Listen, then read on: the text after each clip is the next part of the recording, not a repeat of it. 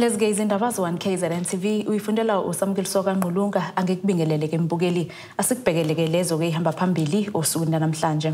I-ANC ithi Iyamethemba emphakamisele esokundunankulu silindelekile izinguquko kwekahulumeni kwelikaMthaniya kanti ke baphawula bakulesi sifundazwe ngesokundunankulu. Ubuholi be-ANC kulesi sifundazwe buthi ke buyaziqhenya ngokuphakamisa uNomsa-Dube ekutheni ke avale isikhala sikaNdunankulu osule isigubhukane ngolesihlanu olwedlule futhi ke abangabazi ekutheni ke uzothatha isifundazwe asibeke kwelinye izinga kezinqinamba ke lesi sifundazwe sibhekene nazo. Igama likaDube elimenyezelwe namuhla kwisithangamsa bezindaba eThekwini emva komhlangano wesigungu esiphezulu kanye nenhlolokhono ebibanjelwe ke ngempela sonto njengoba ke ebemathatha amagama besifazane ebehanjiswe ebuholini obuphezulu. I do accept the deployment by the ANC and also wish to thank the trust that the ANC is giving to me to be able to lead a collective in government. I indeed going to be working with the ANC leadership. Udube uphatha umnyango wezokubusa ngokubambisana nezindaba zomdabu kulesi sifundazwe kusukela ngoJuly 29 kwaze kwabuphuma ngoMeyi wango2019 wabesengena eminyangweni wezokuthuthukiswa komnotho ezokuvakasha nezemvelo ngoMeyi 2019 kwaze kwabuphuma ngoNovemba wango2020 kuleso sikhathi wabesoqekele eminyangweni wezokuphatha kwezimali kwaze kwabe igama lakhe osikweni namhlanje liqokwe ekutheni angene kwesobundunankulu ngokweqembu lakhe. Born in KwaMashu, Comrade Nomsa-Dube is armed with a master's degree in public administration and she currently pursuing a PhD in University of KwaZulu-Natal in one of the world acclaimed university, which is one of the best in terms of research output. She served as the speaker of our metro, Ethekwini Metro, before being assigned to the foreign mission as the ambassador to the Czech Republic. Lobo buholi uthi ngabazi ukuthi uNomsa-Dube uzoqhubeka nokwenza umsebenzi omuhle nobukuthi bayamthemba kulandela ukuthi eminyangweni asekayiphathe ngaphambilini ziningi izinto azenzile. The ANC as a movement, when they deploy to governance, they just make sure the consistency, what has been achieved. In terms of service delivery, I think a lot has been achieved under the leadership of Ncube.Kuzoba. And we are thinking right now, Comrade Nomusa will just hit the ground running, take it from that level, because we are one ANC and her assignment in particular will just to ensure, address the issue of the imbalances of the past, create new growth, if possible, enlarging the scope of ITALA, because TALA should be licensed so that the issue of loans amongst our youth they must access. I think you know these days, currently the banking sector is not driving a transformational agenda. Udube uthi uqoqa kwakhe ngenyanga abantu besifazane unethemba lokuthi lokhu kuqophe umlando nakubantu besifazane beNC bangaphambilini. Ngiyazi ukuthi lapho bekhona omama Mxenge, omama Dorothy Nyembe, omama Charlotte Maxeke nabo bonke abanye abaholi bethu bayakikiza lapho bekhona bayakhuleka lapho bekhona ukuthi abantu besifazane kusukela ngo1994 even before abakaze banikezwe ithuba lokuthi benze umsebenzi onjengalo. I-ANC eshamthetho sesifundazwe inezihlalo ezingu43 bese kuthi amaqembu aphikisayo abe nezihlalo ezingu37 ukuze uDube bangene njengondunankulu kuzodingeka athola amavoti angu41 okhethweni nokulindelekele wenzeke eshamthetho ngolesithathu lwakulona leli sonto. Nakuba sekuqalile ukuvela enkundleni zokuxhumana mayelana namahebezi angase kube khona uguquko kwicabinet lesifundazwe kodwa ubuholi beNC uthi bona banamhlanje bebisalethe igama lomuntu elimqokela ukuba undunankulu. In terms of election of the Prima, it's a process of legislature.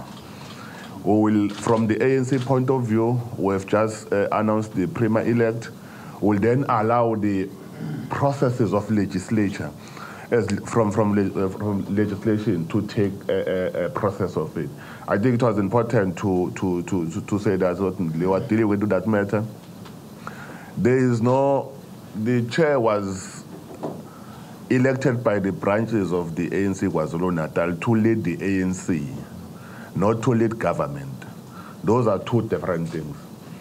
We're not dealing with the issue of executive. As the Premier-elect, she was an MEC for finance. For sure, now you know that will be one vacant post. Then will allow the Premier to apply her mind in terms of the Constitution of the Republic. We don't this by law. The Premier is the one who appoints executive, be it MECs. Inguquko engase bekhona zingase bekhona eminyangweni wezemfundo, eminyangweni wezemidlalo, eminyangweni ozokuhlaliswa kwabantu kanjalo naseminyangweni wezolimo. Kutebo Khosibisi ngiseThekwini. Umhlaziyi wezombusazwe wesikhungo semfundo ephakeme eMpumalanga uKhanya Vilakazi uthuke ukuphakanyisa kukaNomusa Dube-Ncube njengokunguye ozokuba nguNdunankulu olandelayo kulesi sifundazwe kwenziwe ngenhloso yokudala uzinzo ngaphakathi kweqembu likaKhongqongqoshe kulesi sifundazwe. uVilakazi uthi keze noma kunjalo kepha-ke ubona uDube-Ncube njengomuntu nje ozoqedela ihlandla likaSihlezi Kalala oshiyeke ngeledlule. uNomusa Dube-Ncube seyephakanyiswe yiqembu likaKhongqongqoshe KwaZulu-Natal njengokungiyena kozothatha sobundunankulu kulesifundazwe akayena uMafikizolo ebuholini.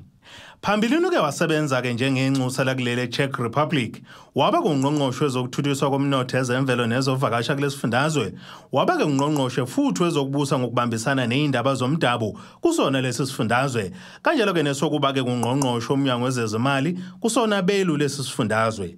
Kanti ke nakumasipala weTheku uke wawuhola njengemeya lomkhandlu ungakabi ngumkhandlu omkhulu. Ukuphakanyiswa kwegama lakhe kulesi sikhundla sobundunankulu okokuqala nqa umhlaziyi uchaze njengentelezi yokubethela iqembu likaKhongqongqoshe kulesifundazwe. Simple, and I think ANC njengoba kade ngishilo ngolesihlanu ithathe isinqumo sokuthi ibeke amalunga ayo phambili nokuthi ithole umuntu ozokwazi ukuthi astabilize yona iprovince ngoba sizwile ngalesikhathi iANC imethula yena umama uNomusa Dube-Ncube ukuthi unamagalelo amakhulu asewenzile not only region yaseThekwini but also at an MEC level futhi saphinde sezwe ukuthi waba yinxusa nazo zonke izinto ayifundile sokhumbula ukuthi sitsheliwe ukuthi unayo i-master's degree in public policy okusho kona nje kukodwa lokho ukuthi lo muntu uyazi izinto ezisemqoka ekwakheni umthetho sisekelo wesifundazwe nezinto zokwazi ukuthi zilekelele abantu emphakathini. Odabeni lwezinguquko kwiminyanga eyahlukene kahulumeni wesifundazwe lona lingase lilindeleke impela. Ile kumele yenzeke manje ukuthi kungabi khona ushintsho olukhulu kwiminyango yakhona la eKwaZulu. I think into efanele yenzeke kufanele ukuthi njengoba yena ezophuma njengo MEC ebuprime akushintshwe nje only i-portfolio yakhe njengo-treasury wesifundazwe because lokho would show stability more than anything. Siphinde sikhumbule ukuthi into ehighlightiwe enhle nge-administration yakhe umnumzana uZikalala was the fact is that ukuthi kulonyaka ilokhuza ama-department akhe inama-clean audits awu-7 lokho kukodwa kuyatshengisa ukuthi ukhona okuhle i-cabinet eyenzile or i-executive committee province ekwenzile so kungakuhle nje ukuthi iy'nguquko zingabi iningi ngenxa yokuthi kuyadingakala ukuthi kube khona i-continuation leading up to 2024 for the ANC in the province. Ngokusho kaVilakazi uDube-Ncube uzohlala kwesobundunankulu kuphela eqedela ihlandla likaZikalala. Into eqede kwenzeka ibaluleke kanjani kuthina njengabantu baseNingizimu Afrika kakhulukazi basesifundazweni saKwaZulu ukuthi sike sibone imbokodo ihola ngoba maningi amakhaya aholwe omama obaba bengekho. So lokho kukodwa nje kwabanye iyatshengisa ukuthi sokwazi ukuthi sibone ukuthi umholi bomama wesizwe sibanjani esifundazweni sethu. Kodwa beyond le term le angiboni ebuya as undunankulu ngenxa yokuthi iANC yathatha isinqumo kudala ukuthi umuntu ohola ukwazi ukuthi ube khona uhlalo uphinde kube khona uprimo ohlukile. Lokhu ke kwenzeke kwaba ke ngqophamlando njengoba ke iningizimu Afrika yonke osukwini lakusasa ibungaza usuku lwabesifazane. Ezindabeni ze1KZNTV kube kuphilani wakacebe eRichards Bay. Khona manje lo abantu bese sifundazweni saKwaZulu-Natal ke sebephawulile ngenqophamlando ethe yenzeka namuhla uNomsadube Ncube ebangowesifazane wokuqala emlandweni kulesi sifundazwe kuphanyisela kwesikhundla sobundunankulu kusukela ke lelizwe langena ngaphansi kombuso wentando yeningi kuze kube kungokuqala ukuthi ke lesi sifundazwe siba nendunankulu wesifazane. uNomsadube Ncube bafo ngiyamthemba lo asisi lo wami yabo. Engasebenza lo mama kunalaba abanye ngoba unawo amavo yabo. Kade waqala futhi useneminyaka baba ukusho ukuthi na isipiloni sikhona yabo yize Noshintsho eshiye ngenye indlela singacacelekile yabo kodwa yena ngoba usekhona la embuthweni ake simnike ithuba mfowethu. Mina mangena umuntu wesifazane ngiyakujabulela lokho ngoba nathi kuze kubonakala ukuthi nathi singabantu besifazane nathi sinakho ukucabanga nako ufana nawo amadoda ngoba aqale nade singane ade bengasithatha ukuthi thina umbono umuntu wesifazane ubalekile wade kwazi ukuthi umuntu wesifazane ayikho into angakwazi ukuthi ekhulume into ephusile. Ngibonga kakhulu nje mina mangena umuntu wesifazane. Cha mina ngokwami bhuti akukho nje engikubona kulaba abaholi bethu.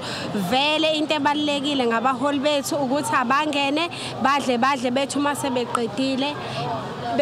beqedile baphinde badedela abanye kuphinde ngena abanye nabo bazodla ngoba ubugebengu buningi kuleli zwe lethu. Akukho nje okunye abasiza ngakho ngoba kwayikhona labo 350 esithi siyabathola abancane uthuthuzo sekuthiwa badeclineiswa yini bona bedla bebodwa. Siyathemba kona ukuthi ke bakhona abantu abanobuchule nobuchwepheshe abazokwazi ukuthi maberishaflish bafake abantu abazokwazi ukuthi iANC le iqhubekele phambili yenze kahle futhi nala kwiprovince yaKwaZulu-Natal ngoba sibonile nasokhethweni oludlule icishe yangenza kahle. Siyathemba ukuthi ke uma beberishaflisha kodwa mina ngokwami bengingasiboni isidingo ngoba vese kiwa nakuma election baqhubekela abantu abakhona baphushe kuma portfolios abebekade bekuona ukuze kufika lesasikhathi kufika abantu abasha sebenayo indlela yokukhetha abantu ngempela abazokwenza into ekuyiyona kulezwe ikhungi abazonikezelwa zona. I don't believe kuzoba khona iproblem ezoba khona that much ngoba vese it's not about umuntu, it's about imandate abasuke bafanele bayenze abanikezwe yona ukuthi usibanibani is not about ama individually ababantu kodwa it's about ukuthi wena as unikeziwe lo portfolio unikezwe yona ugijime phezukwayo. Siyalibona ushintsho noma lo mdlalo phela wezepolitiki kodwa kuthina esikubheke kakhulu thina intuthuko. Umfowethu ke ubaba uzikala besisenethemba ukuthi khona eza nakho azosenzela kona somphakathi waseMaritzburg kakhulukazi ke emakhaya ngoba thina emakhaya la kaMpumuza besingakaboni lutho olutheni abasasenzele lona. Siyathemba ke ukuthi loyo ozofika uzobheka kakhulu indawo ezisemakhosini njengoba thina sakhele indawo zasemakhaya emakhosini. Siyafisa ukubona kukhona ushintsho ngoba sisele emuva kakhulu imigaqo asikaboni lutho olushintsho olutheni olungakanani. Inhlangano emela abafundi emazingeni aphansi ifisa ke uhulumeni abhekisise ezokuphepha ezikoleni kulandela ke isigameko zokulwa kwabafundi ukulinyazwa kothisha emagcekeni esikole kemva ke isigameko esisanda kwenzeka eSwayimane High School la kushone khona ke umfundi emagcekeni esikoleni emva kwengxabano kwebebenayo nomunye umfundi. Le nhlangano kisho lokhu kuyingxoxo ekhethekile nethimba ke ebiseThekwini. Ukwanda kwezigameko ezenzakala ezikoleni nezithinta ukubulawa kwabafundi kanjalo nokushoda kwengqalazinda njengoba kulokhu kwanda nembhikisha abanye bekhala ngisindlu zangasese engekho sekwenza inhlangano emela abafundi emazingeni aphansi COSAS yaveza ukuthi uhulumeni kuzomela ngenyelela ngokusheshsha ukulungisa lezi zinto kakhulukazi noqinisa ezokuphepha ezikoleni zakulesi sifundazwe. Sinayeke la obuholi bayikhosasi kusona isifundazwe njengoba sobheka ukuthi ngakube iziphi izinto bona bayiphakamisayo mangabe behlangene nezinhlaka ezahlukene ukulungisa okanye ukukhuluma izinto ezisuke yithinta abafundi esikoleni. Kutwami siyakubingelela sikwamukela osukwini lwanamhlanje. Ngiyabingelela siswami kunjani? Ngiright. Kunezinto eziningi enikhalaza ngazo nezingezinto esilokhu siyibona zenzakala ezikoleni. Isigameko sakamumva nje isigameko esenzakala eHerigwala la khona kubulawe ngesihluku abafundi njengekhosasi. Ezigamekweni ezikanjalo kukaningi kwenzeka uthola ukuthi nabanye batholana nemesi ezikoleni, batholana nama drugs, bayagwazana beze beshonele khona ezikoleni kamumva. Sekhona nalento leyo ukuthi uthola ukuthi abafundi nabo bashaya othisha. No, asiqale sizokalise ukuphoxeka kakhulu ngesigameko esenzekile eHerigwala emzimkhulu la khona abafundi besifazane abagcine beshonile khona ngenxa yesenzo sabesilisa ababili bebahlasela endlini yokuqasha labafundi besondele khona esikoleni. Sishaqekile sithola umbiko kanjalo but sukhosasi sizama konke kusemandleni ukuqinisekisa ukuthi abasolwa okanye ababhebhenyiseki balesigameko ababoshwe. Uholi ukuxhumana nobuholi bakulela cala lekhosasi neANC baqinisekisile ukuthi baphansi baphezulu balungisa leyo sigameko okanye baqinisekisa ukuthi kuboshwe abasolwa. 2, i-issue yokuphepha kwezingane ezikoleni inkinga esibhekene nayo izwe lonke okanye umhlaba wonke. Isonto nesonto kunomfundo obulawayo eSouth Africa. Siyafuna ukusho futhi siyafisa futhi siyamemezela ekutheni uhulumeni wethu lo holwa uhulumeni weANC besifisa ngenelele kwezokuphepha ezikoleni. Ngalomkhankaso owethulwe isathu niyobona yini uwenza umehluko ezikoleni? Angiqale ngokuthi siwusekela kakhulu umkhankaso owenziwa isathu because lo mkhankaso lo ukhulumisana nazo zonke izinhlaka okanye wonke umuntu othintakalayo. Sithi singisi it takes a village to raise a child. So siyadingana sisonke. Ngakho ke siyikhosasi siyayeseka iprogram eqalwe isathu ethi I'm a school fan because ithi akuwona umsebenzi wephoyisa kuphela ukuyogada isikole but umsebenzi womzali othuma ingane, umsebenzi womfundisi ingane attend ibandla lakhe Sunday, umsebenzi womuntu odayisayo emphakathini, umsebenzi wethu sonke kanjalo. So ukhosasi sizoba nohlelo la siyomonitor khona ukuthi izingane zonke ziyafunda. Angabe bikuthisha ohlele WhatsApp e-staff room kunengane ne-class la matric lengafundi because sifuna uku-ensure ukuthi izinga lokuphasa liyanyuka. Siyabonga. Siyabonga kakhulu. Uyona-ke unobhala wekhosasi kusona isifundazwe besikade sikhulumisana naye sibheka nje izinto abathi abaneme ngazo ezenzakalayo ezikoleni kakhulukazi emazingeni aphansi ngoba bekhala kakhulu ngezokuphepha. Ngotebogo Sibisi eThekwini.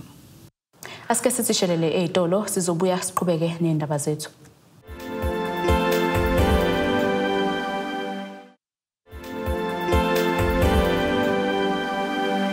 Asikwamukele mbukeli usabukele zona indaba z1KZNTV asikhumbuzeke lezo ehamba phambili.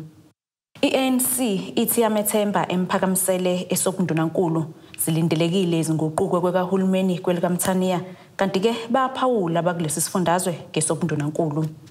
Babhodla umlilo abaphathi bezinkulisa ezahlukene ngaphansi kwesifunda uku njengoba ke bekhala ngokuthi ke sekupheleke izinyanga ezine bengaholile. U-Ozi Shabane wenkulisa ithando kuhle esegcilima ogwini oluseningizimu nesifundazwe iKwaZulu-Natal uthi ke sinzima isimo abasebenza ngaphansi kwaso selokhu kwasuswa umnyango kwezokuthuthukiswa komphakathi kwafaka ke ngaphansi kumnyango wezemfundo njengoba ke bengakaze bayithole imali yabo.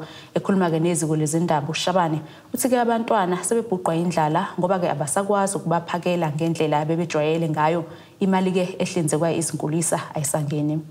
Abaphathi bezinkulisa ezahlukene ngaphansi kwesifunda uku babhodla umlilo kulandela ungayitholi imali yabo izinyanga ezine. U-Ozi Shabane wenkulisa ithando kuhle esegcilima ogwini oluseningizimu nesifundazwe KwaZulu-Natal uthi inkinga yaqala ngesikhathi besuswa kumnyango wezokuthuthukiswa komphakathi bafakwa ngaphansi komnyango wezemfundo njengoba soloku bafakwa ngaphansi kwalomnyango bengakaze bahole. Sinesikhalo ebesinaso Department of Education since siyama crash awusogwini sonke sikhala ngokuthi imiholo ayikho imali ayisangeni kuma center wethu into eyenzekayo siyayazi ukuthi si shifte from DSD sa ku Department of Education leyo nto yenzeke ngoApril then from April akaze kube khona umuntu othola imali uShabani uthi kunzima ukufundisa umntwana olambile njengoba bengasakwazi ukuphekela abantwana ngoba imali bengenayo kanti abanye abantwana baqhamuka emakhaya angathathi entweni isizathu sokuthi size sibe siyabhikisha ke siwugu ama crash wonke asogwini sikhaliswa yilonto abantwana basakuthola ukudla ema crash sesihlanganisa izinto ezingahlangani ukuze abantwana baphume kunabantwana abaphuma emakhaya awungathathwa lutho ndawo uyabo uthola ukuthi kuphilwa ngegrant yolo ngane eyodwa abantu ba more than 5 endlini kuzothengwa amagrosa ngale grant kuthengwa yonke into yabo kuthenga izinto imali egrant asisho ukuthi incane siyayibonga kodwa ayikwazi ukuphilisa umndeni wonke so lo mntwana ufike ecrash ulambile eswini akakwazi ukuconcentrate uyafundisa akwazi ukufunda kuyafundwa ema crash ubese veza ukuthi izikhalazo zabo bazethulule kumnyango wezemfundo ngaphansi kwesifunda ugu bathembisa ukuthi udaba lwabo luzolungiswa uShabani uthi kodwa uma kwakwaphela izinsuku eziyishumi kuzoqala inkathazo waphela u14 days kungekho umnyakazo wenzeka bengacommunicate futhi ngoba into ezokwenza ukuthi singabuyeli makuphela u14 days ukuthi baphinde basithinte basazisa ukuthi hayi okay akhona ama crash eseweqalile khokheleka sicela mhlambe nibekezele siyaqhubeka iyona into engasihlalisa leyo sibekezele silinde leyo mali kodwa makuzophinde kuqhubeke nokuthi bavele bazithulele nje ila kuzoqala khona inkathazo imizamo yokuthola ukuphawula komnyango wezemfundo ngaphansi kwesifunda ugu iphunzile imiyaleza bebethunyelelwa yona ngalolu daba abayiphendulanga ezindabeni ze1KZNTV kube kuzamando sicele ngisesayidi Umhleli womcimbi wemidlalo yegalufu uRhys Brits uthi ke kuyisifiso sabo kuba balekelele izihlangano ezingezinzuzo ezisiza ke umphakathi ngalokho ke okuncane abakutholayo ngokuhlela ke imidlalo okuyiyona ke indlela abaqoqa ngayo imali uBrits ukusho lokho ekhuluma neziko lezindaba le1KZNTV ngesikhathi ke kuqhubeka umdlalo wegalufu busemzingazi Golf Estate ngebalasonto nalapho eveze khona ukuthi yonke imali ezokwenziwa ngale midlalo izosiza ke ikhaya lezintandane elibizwa ngokuthi ke ikhaya likababa Ibukeka ke ibe nesasasa elikhulu imidlalo yegalufu ebihlelwe yiDigits Zululand njengoba ke abantu bebephuma ngobuningi babo lemidlalo ke inhloso yayo uqoqa ke izimali ezizolekelela ke inhlangano ezingezinzuzo ekulendawo njengoba ke lo mdlalo obukhona imali ebizotholakala izosiza ke ikhaya elihlala izintandane elibizwa ngokuthi ke ikhaya likababa Ziningi ke ezinye izinhlangano ezingezinzuzo asebezixhasile ngalemidlalo njengoba ke unyaka nonyaka bekhetha ke izinhlangano ezahlukene ezingafani ukuze ke bazilekelele. We do this every year and every year we choose a different charity. This year we chose Ikhaya Likababa. They are based just outside Mpangeni in Felixton. So the reason why we're doing this is just to raise funds for the NPO. They are relying on a lot of sponsors and people donating. So this is why every year we choose a charity that's not struggling but that needs some assistance and just make people aware of the charity out there. Izeke noma benesifiso sokuthi baqale ezinye izinhlelo ezizobasiza kodwa kokwamanje basagxile kakhulu kwimidlalo yegalufu. So far we only do golf events annually, but we are looking at just changing and doing something else. We will probably do something December just to gather some goodies and something to cheer up the kids for Christmas because they don't have families, they don't have anywhere to go. They are just stuck at the orphanage house. So we will be doing something interesting for them just to put a smile on the kids' faces. Umnikazi wekhaya likababa elinakekela ke izingane utheke yize noma belithola uxhaso balithola kuhulumeni kodwa ke alwenele ubese bonga ngalokhu kabakwenzele yiDigits Zululand nomphakathi nje onikele ngesikhathi sawo. We are funded by the Department of Social Development, but it roughly covers about 60% of our costs. The rest we have to fundraise. So having community members, private individuals, businesses, other charities partnering with us goes a long way to help us. Otherwise, we wouldn't be able to feed the children, educate the children, clothe. Every little bit helps. Asiphinde sithishelele etolo sokuyasiqhubeka futhi nendaba zethu.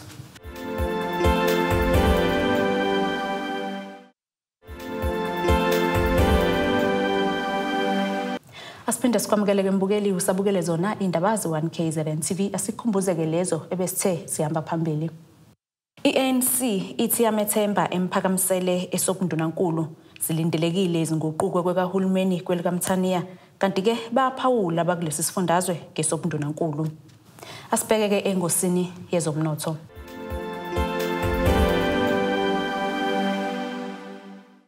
Irandi liu 16.68 cent maqhathaniswa nedola laseMelika, libo 20.21 cent maqhathaniswa nopondo waseBritain, libo 17.2 cent maqhathaniswa ne-euro yase-Europe, igolide lona libo $1,778.13 ounce kuthiwa longahluzwe wona $94.92 umphongolo. Asibheke engosini yezemidlalo.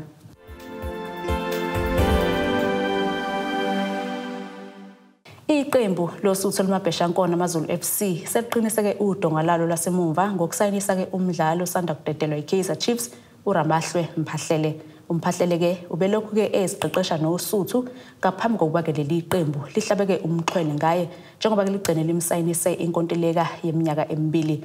Ngokusho ke kwesiphathimandla kuleli iqembu ngesikhathi lomdlalo eziqeqesha naleli iqembu zigculisekile ke ngaye ngisho ke nethimba labaqeqeshi imbala njengoba kuyilona ke elibe nezwi lokugcina lokuthi ke kumele ke asayiniswe.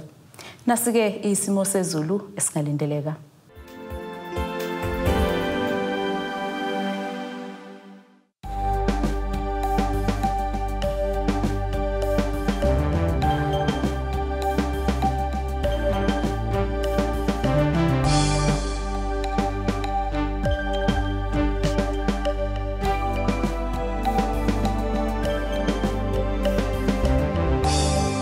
Bukeleke ziyaguqa besikuphathele zona osukwini namhlanje. Mina nawe ke sihlangane futhi ngesikhathi esilandelayo. Usale kahle emakhaya.